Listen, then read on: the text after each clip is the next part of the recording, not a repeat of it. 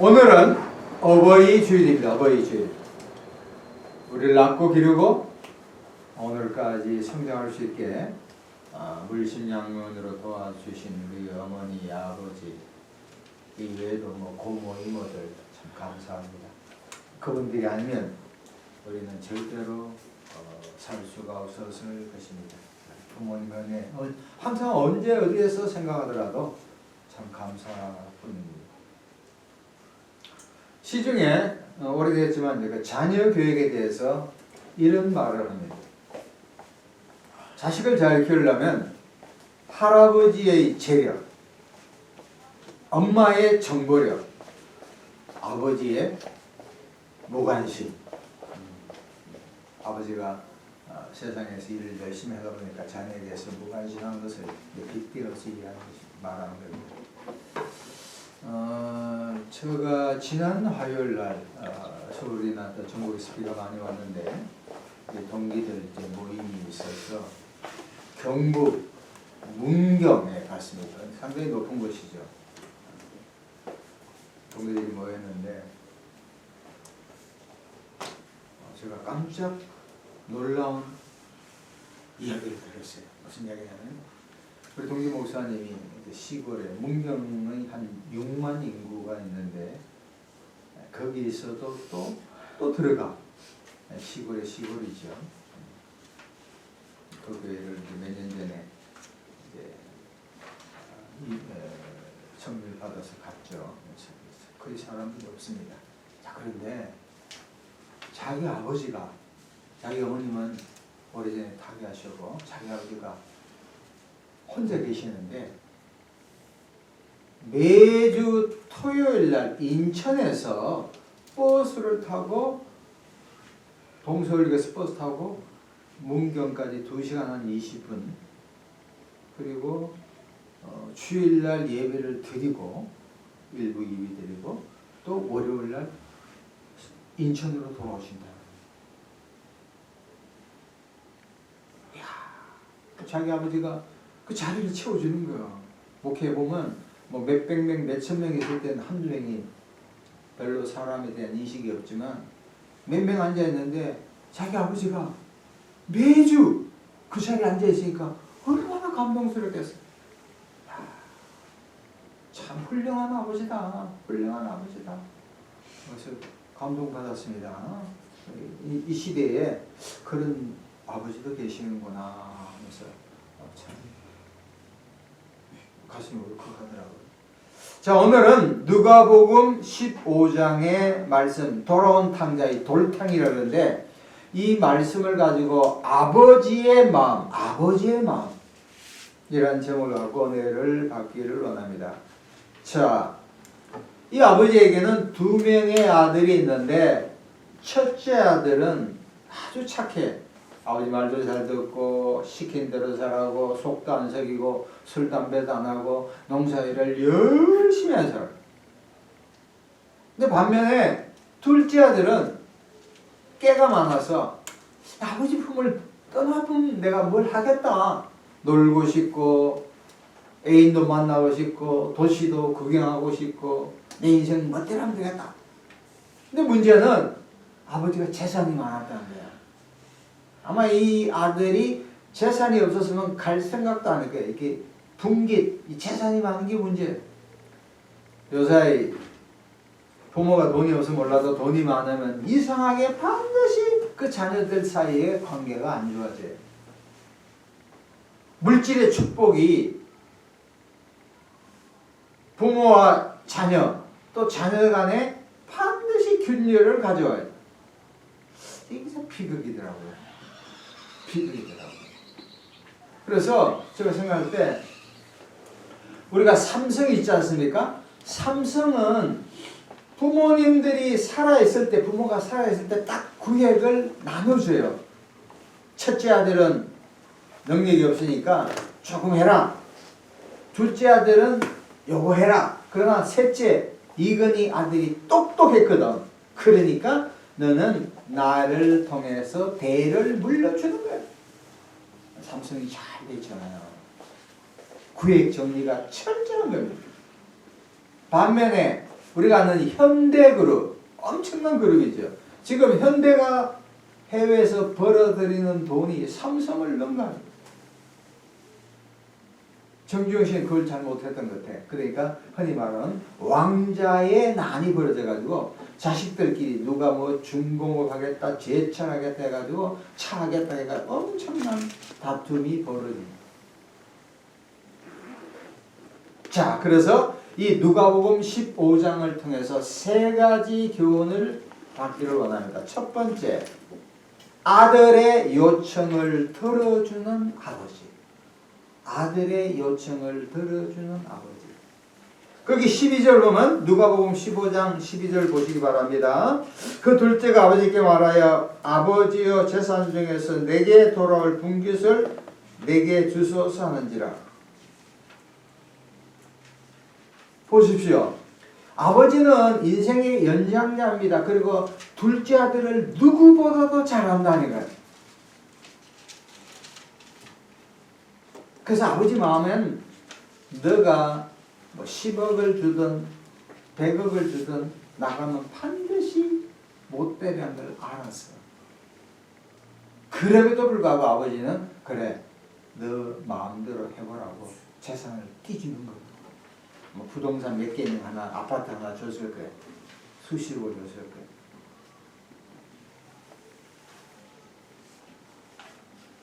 아버지는 뻔히 이 둘째 아들이 타락할 걸 알았어요. 방탕할 걸 알았어요. 망할 것을 알았다고. 그래도 줘버려. 로마서 1장 24, 26, 27절에 다음과 같은 말입니다. 내어 버려 두사. 하나님 포기한 게 아니에요. 그래 너 마음대로 해봐라. 내 없이 잘 되는 거 보라. 그냥 하는 거예요. 여러분 이 둘째 아들의 모습이 누구의 모습이 아니라 바로 우리의 모습이라는 거예요. 우리 가운데 모태로부터 뭐 열심히 하나님을 잘 믿는 사람이 있지만 우리 마음속에 이 원죄가 있다고요. 하나님을 등한히 하고 하나님을 멀리하고 할 수만 있으면 하나님을 사랑하지 않는 마음이 늘 있어요.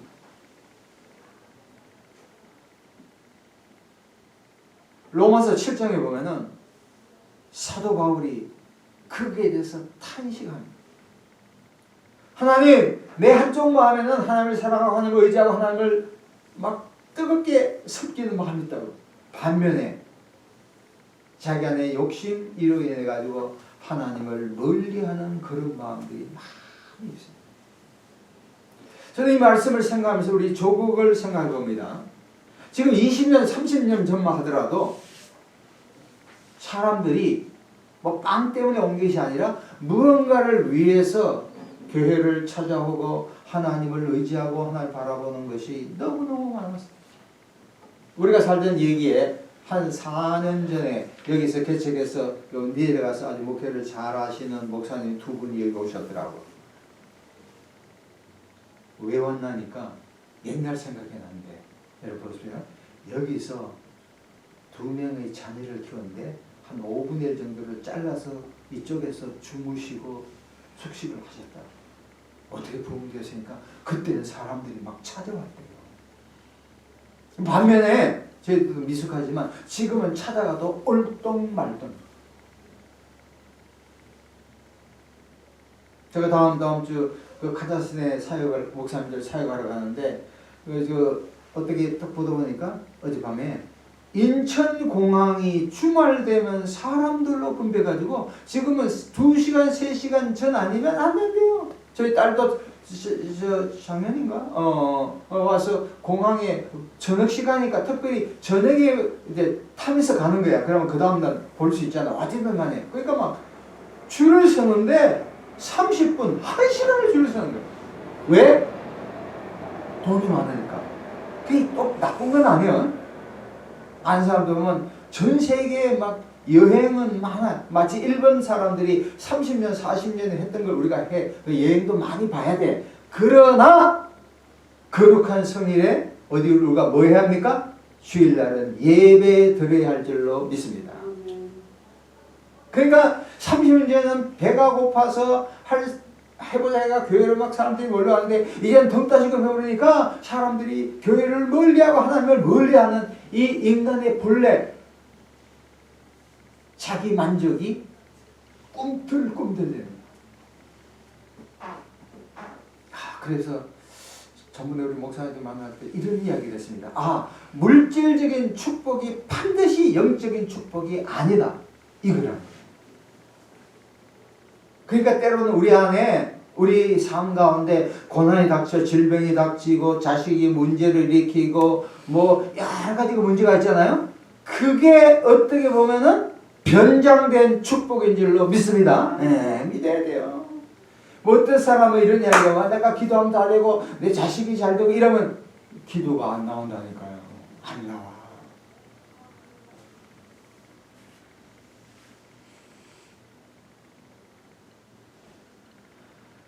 지금은 물질이 최고예요. 물질적인 사회에서 사람들은 물질에 대해서 거의 막 초미의 관심을 둬요. 물질 만능주의입니다. 자, 그런데 하나님께서 어리석은 부자의 비유를 말씀합니다. 이 사람이 하여간 농사를 지었던 사업을 했던 아주 거부가 되었습니다. 그러니까 자화자찬, 나의 기술로, 나의 머리로, 나의 열심으로, 나의 재능으로 돈을 벌어야 하는 거예요. 그러고 나서 창고에다가 자지를 쫙 깔고 나서 스스로 해요. 이제 나의 남은 생애는 먹고 마시며 즐기자. 그의 마음속에는 인생에 돈만 많이 있으면 인생의 모든 문제가 다 된 줄 알았어.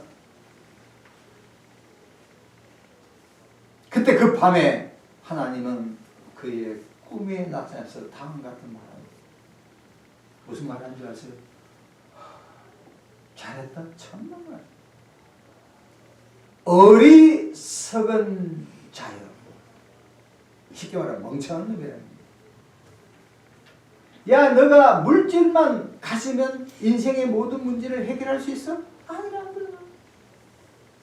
여러분, 물질만이 아니요. 권력을 갖고 명예를 갖고 지위를 갖고 건강을 갖고 모든 걸 갖고 있더라도 하나님을 등지고 하나님을 업신여기고 하나님을 섬기지 않는 영혼은 살았으나 죽은 영혼인 줄로 믿습니다. 그걸 알아야 돼요. 저는 그렇게 생각합니다. 내가 왜 물질이 없느냐? 내가 왜 능력이 없느냐? 내가 재주가 없느냐? 죄송하지만 너가 그것을 챙기면 하나님을 멀리할 것을 안 주는 거예요.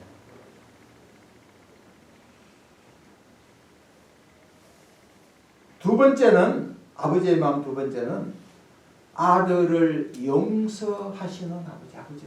첫 번째는 아들의 요청을 들어주는 아버지. 두 번째는 아들을 용서하는 아버지. 이 아들이 아버지 품을 떠나보니까 제정신이 차려요. 이 사람은 뭐 기술이 있나 학력이 있나 뭐 믿음이 있나 아무것도 없다고. 그러니까 10억을 가졌던 100억을 갖다 까먹는다고. 이런 말 하지 않습니까? 집을 떠나보아야 집이 귀한 줄 압니다. 저작년인가 인천공항에서 있는데 어떤 여자분이 방금 여행에 돌아왔어요. 친구들하고 이런 재밌는 얘기합니다. 내가 전 세계 30개국을 다 돌아봤는데 어디가 제일 좋다? 한국이 제일 좋대요. 한국이. 여러분 설령 돈이 없어서 해외여행 안 하더라도 한국이 제일 좋은 거예요. 제일 좋은 거예요. 자, 여기서 아들이 부모의 품을 떠나서 어쩌면 하나님의 품을 떠나서 그때 죄를 회개합니다. 자, 여기서 세 가지 봅니다. 회개의 세 가지. 18절 보세요. 18절.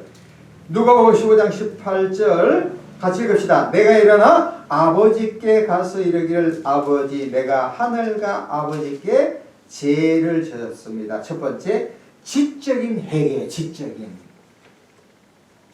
이런 이야기를 많이 합니다. 하나님은 회개 잘하는 사람을 사용합니다. 우리가 아무리 의롭게 살라 하더라도 죄를 마음속에 또 행을 치울 수밖에 없는 게 우리 본성이에요. 지적인 회개를 깨닫는 거야. 아하, 하나님의 품이 얼마나 좋은가. 하나님을 떠나면 큰일 난다. 이 머릿속에 깨달아야 합니다. 머릿속에 깨닫지 않으면 남는 게 없어요. 우리나라 분들은 이 감정적인 것이 굉장히 강해. 그것도 참 좋아. 그러나 첫 번째가 지적인 깨달음이 있어요. 두 번째 19절 지금부터는 아버지 아들이 그럼을 감당하지 못하여 나를 품꾼의 하나로 보소서. 두 번째는 정적인 회개예요. 정적인 회개.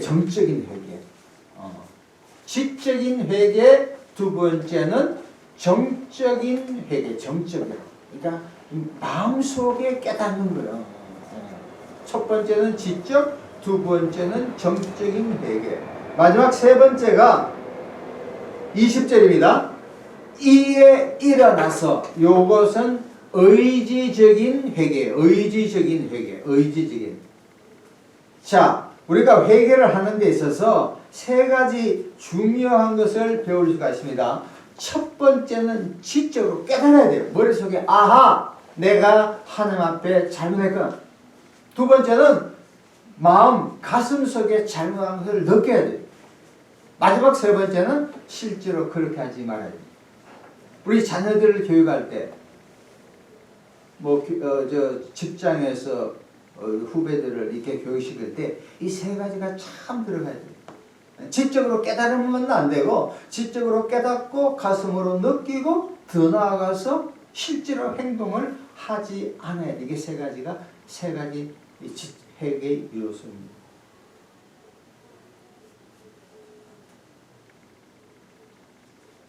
우리 기독교 역사상 아주 귀한 분들이 많이 있는데 그 중에 한 분을 소개합니다. 영국 사람인데 존 뉴턴이었습니다. 우리가 아는 이 어메이징 것이 나 같은 죄인 살리신 이걸 쓰신 분인데 이분은 아버지가 선장이었습니다. 근데 놀라운 것은 그 어머니가 진짜 신앙이에요. 3살 때부터 뉴턴을 향해 신앙교육을 철저히 시킵니다. 기도하게 합니다. 찬양하게 합니다. 말씀을 잘 때 꼭 읽어줘. 존 뉴턴이 오래 사셨는데 이 사람이 방탕하고 늘 어머니가 자기를 위해서 기도하고 성경 읽어주고 찬양했던 것을 끊임없이 느끼는 거예요. 그런데 애석하게 10살 때 어머니가 그냥 폐결핵으로 돌아가 버리고 말. 아버지가 새로운 장기가 되지만 어머니가 별로 이랬던 것 같아요. 그리고 뉴턴은 노예의 손을 타고 나중에 이제 그 노예의 손 선장이 돼요. 그러면서 아프리카 노예의 손을 해가지고 막 온갖 인간으로 살 수 없는 모든 못된 짓을 다 하는 거예요. 하나님께서 그에게 여러 가지로 징후를 보여줘요. 야, 너 돌아와야 된다. 근데 이 고집스럽게 계속 나쁜 짓을 하는 거예요. 근데 그의 삶에서 결정적인 때가 와요. 여러분 보세요. 하나님이 택한 사람은 그냥 내버려두지 않아요. 질병이든 뭐 가족의 관계든 자녀를 통해서 반드시 심판입니다.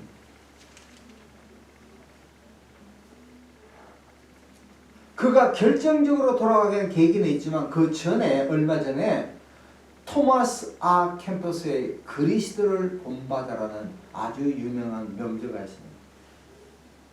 그리스도를 본받아. 거기서 영향을 많이 받았어요. 그리고 아프리카에서 이제 그 노예선 타고 오다가 갑자기 막 폭풍우가 해일이 일어나고 막 배가 막 거의 뒤집어질 일부죠. 그때서야 존 뉴턴은 하나님이 도와주지 않으면, 하나님이 함께하지 않으면, 하나님이 자기를 붙들어주지 않으면 아무것도 아니라는 걸 깨달은 거예요.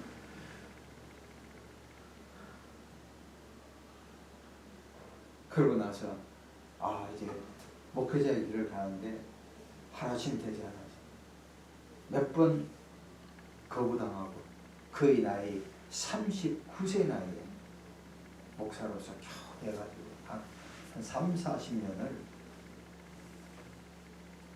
목회자로서 훌륭한 길을 걸어가는, 이게 만든 것이 바로 나 같은 죄인 살리신 305장.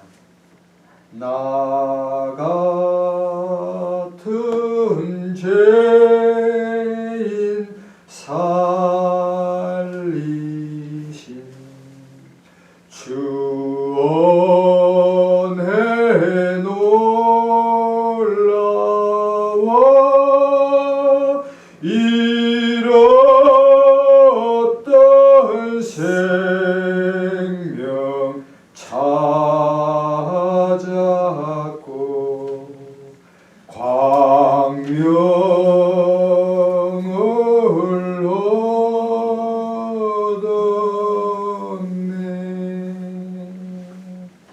여러분, 존 뉴턴은 목회자가 되고 나서도 끊임없이 여러 가지 심적인 고통이 많았대요.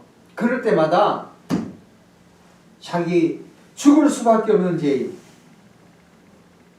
도저히 용서할 수 없는 그 죄인을 하나님께서 용서해 준 그 하나님을 늘 생각하기 때문에 자기가 넘어졌다 일어서고 자빠졌다가 일어서고 완전히 꼬꾸라졌다가 하나님의 은혜로 일어서서 목회자의 길을 가겠다고 나중에 자기가 술회합니다. 여러분, 지금 여러분의 영적인 상태가 어떠하십니까? 어쩌면 우리가 한국교회가 60년대, 70년대에 첫사랑을 어쩌면 한국에 기도원 가보면 다 까먹었어. 다 일하는데 바빠. 노는데 바빠. 스포츠에 바빠. 자녀들도 돌보는데 바빠.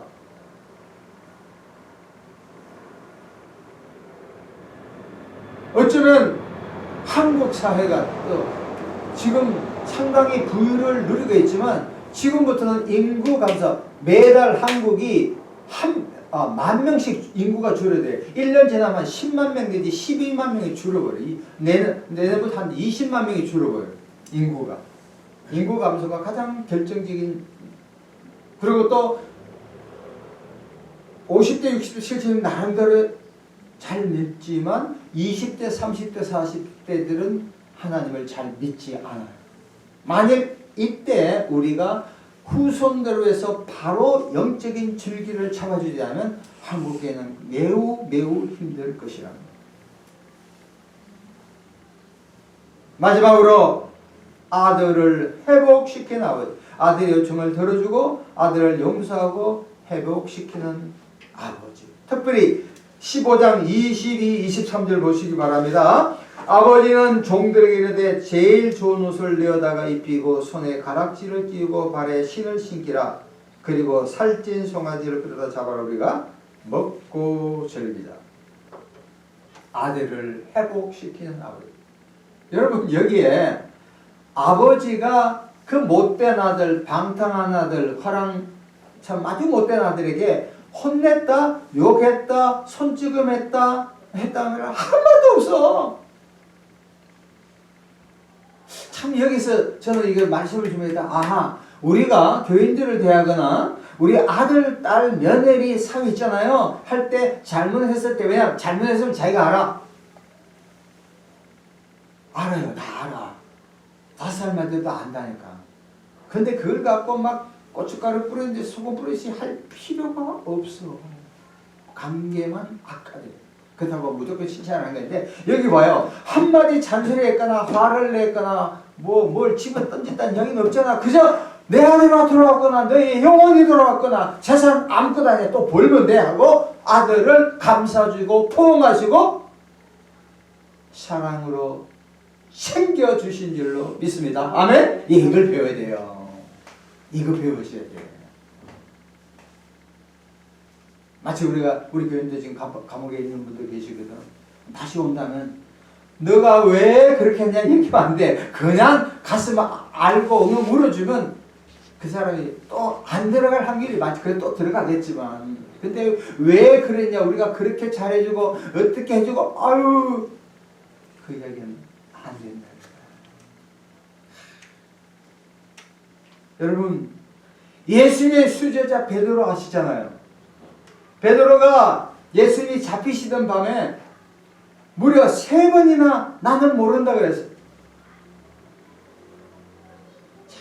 예수님이 갈릴리 바다에 찾아와서 너가 나를 사랑하느냐 너가 나를 사랑하느냐 3번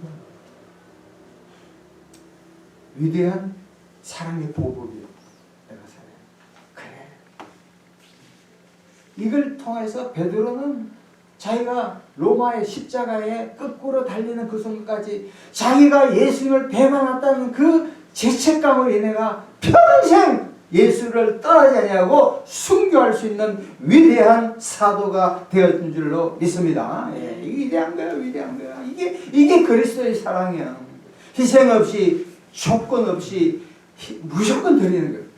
내가 이만큼 했으니까 이만큼 받아. No. 우리는 얼마나 조건적이에요. 내가 이렇게 했는데 이렇게 받아야 되겠다? 시원합니다. 하나님이 세상을 이처럼 사랑하사 독생자를 주셨으니 이는 저를 믿는 자마다 멸망치 않고 영생을 얻게 하려 하십니다. 요한복음 3장. 이게 희생입니다. 여러분 이것이 굳이 아버지가 아들에게 대한 사랑만이 아니에요. 아버지가 딸에게 대한 사랑, 어머니가 사회에 대한 사랑, 며느리에 대한 사랑, 직장의 동료가 사랑. 우리 윤석열 대통령이 이렇게 사랑하면 지지율이 막 폭등하게.